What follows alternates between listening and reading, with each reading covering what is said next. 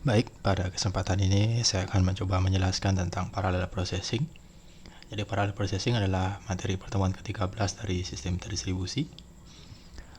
Menurut saya pribadi, dua materi terakhir penutup dari sistem terdistribusi ini adalah materi yang akan ditemukan juga pada perkuliahan selanjutnya. Seperti itu ya. Nanti di kuliah selanjutnya teman-teman harusnya ketemu lagi dengan pembahasan ini seperti itu.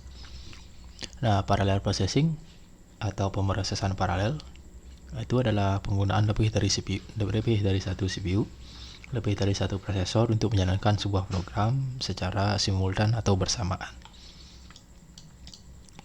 Nah, kenapa diperlukan komputasi paralel?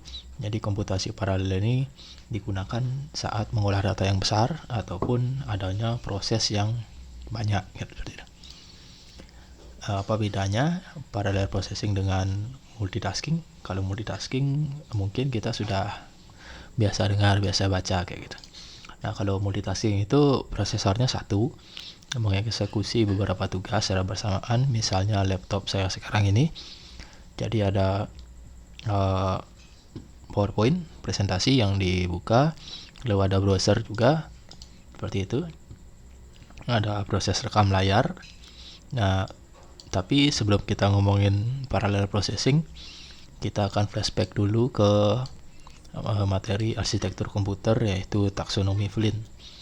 Jadi taksonomi Flynn sangat erat sekali kaitannya dengan komputasi paralel. Nah, Flynn melalui taksonominya itu mencetuskan 4 buah arsitektur komputer. Ini saya nggak akan bahas terlalu banyak karena ini sudah didapatkan di mata kuliah sebelumnya. Yang pertama adalah SISD, Single Instruction Single Data. Jadi hanya ada satu prosesor dan satu instruksi. Nah, SISD ini hanya sebuah gambaran rancangan. Pada realitanya produsen komputer itu langsung lompat ke arsitektur selanjutnya yang lebih tinggi. Nah, Flynn menggambarkan SISD itu sebagai komputasi yang sifatnya serial. Jadi hanya ada satu prosesor, satu memori, satu control unit. Jadi instruksi atau data tersebut harus diselesaikan dulu sebelum mengerjakan instruksi yang selanjutnya. Kalau digambarkan SISD ini mirip seperti kalkulator. Jadi sebelum kita misalnya menjumlahkan 2 kali, ketika akan menjumlahkan yang kedua, penjumlahan yang pertama harus diselesaikan dulu kayak gitu. Simpelnya. Nah, selanjutnya itu ada SIMD yang memiliki lebih dari satu prosesor, tapi hanya mengeksekusi satu instruksi secara paralel. Nah, ini juga sebentar, saya cek net dulu. Oh, enggak ada. Ini saya kesulitan menemukan contohnya. Kira-kira menurut saya pribadi si SIMD ini juga zaman sekarang ini sudah tidak ada lagi kayak gitu ya. Jadi produsen komputer sudah jauh melewati arsitektur ini. Nah, ini secara teori memiliki satu prosesor tapi mengeksekusi beberapa pekerjaan secara paralel. Pada prakteknya tidak ada komputer yang dibangun dengan arsitektur ini karena ini sifatnya rumit. Yang terakhir yang paling banyak digunakan yaitu adalah MIMD, Multiple Instruction Multiple Data. Jadi lebih dari satu prosesor dan mengeksekusi lebih dari satu instruksi secara paralel. Nah, MIMD digambarkan seperti ini. Jadi ada banyak control unit, ada banyak prosesor, dan ada banyak memori. Itu tentang sekilas tentang Flynn, taksonomi Flynn. Selanjutnya ini ada gambaran bagaimana pemrosesan yang bukan parallel processing atau mirip seperti SISD tadi. Satu instruksi hanya diselesaikan dalam satu waktu oleh satu prosesor. Jadi ada ini sebuah kerjaan atau problem, instruksi itu akan dikerjakan secara urut seperti ini, dipecah menjadi bagian-bagian yang lebih kecil untuk diselesaikan. Nah, jika di parallel processing, penggambarannya seperti ini. Jadi ada programnya dipecah sebanyak jumlah prosesor yang mengerjakan, sebanyak jumlah CPU yang mengerjakan. Nah, CPU tadi kemudian akan melakukan instruksinya, kayak seperti itu. Pemrograman paralel ini akan ditemukan di mata kuliah selanjutnya. Jadi pemrograman paralel ini memungkinkan eksekusi perintah atau operasi secara bersamaan, baik dalam komputer dengan satu prosesor ataupun banyak prosesor seperti itu.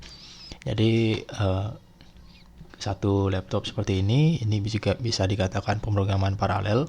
Jadi satu prosesor menjalankan banyak instruksi, atau dalam sistem terdistribusi itu banyak prosesor, banyak komputer, banyak laptop, banyak perangkat menyelesaikan banyak instruksi juga. Nah, untuk merealisasikan pemrograman paralel itu ada dua istilah. Jadi kita perkenalan aja. Yang pertama itu ada MPI dan PVM. MPI Basic Parsing Interface, PVM adalah Parallel Virtual Machine.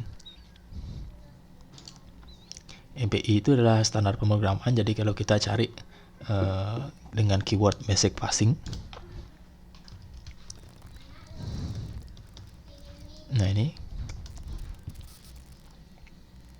jadi basic parsing itu bisa di Java, bisa di web, bisa di mana-mana seperti itu. Jadi basic parsing dalam ilmu komputer itu adalah sebuah teknik kayak gitu. Jadi teknik untuk memungkinkan pemrograman paralel. Jadi simpelnya adalah, jadi proses yang dijalankan pada sebuah aplikasi itu dibagi untuk dikirimkan ke masing-masing node. Jadi ada satu komputer yang bertugas sebagai head node. Jadi bukan dia yang mengerjakan instruksinya, dia hanya memecah saja. Nah, pecahan tersebut lah yang dikerjakan oleh komputer-komputer yang lebih kecil seperti itu. Nah, ketika pekerjaan tersebut sudah selesai, maka hasilnya akan dikembalikan untuk disatukan lagi ke komputer head node. Nah, itu namanya MPI. Jadi ada pesan-pesan yang saling dilempar, basic parsing. Yang kedua adalah PVM. Jadi PVM ini adalah sebuah paket software, Parallel Virtual Machine. Nah, jadi Parallel Virtual Machine ini adalah sebuah paket software. Ini dikatakan menurut wiki itu ditulis dengan bahasa C. Jadi sebentar, ini kita bisa lihat di atas ada iklan. Ada iklan. Nah, ini. Jadi PVM ini adalah paket software. Nah, ini PVM is a software package. PVM is a program. Jadi dia adalah perangkat lunak. PVM is a software system. Seperti itu. Nah, kalau MPI adalah tekniknya, kalau PVM adalah perangkat lunaknya. Jadi kira-kira seperti itu materi singkat tentang parallel processing dalam sistem terdistribusi. Semoga bermanfaat.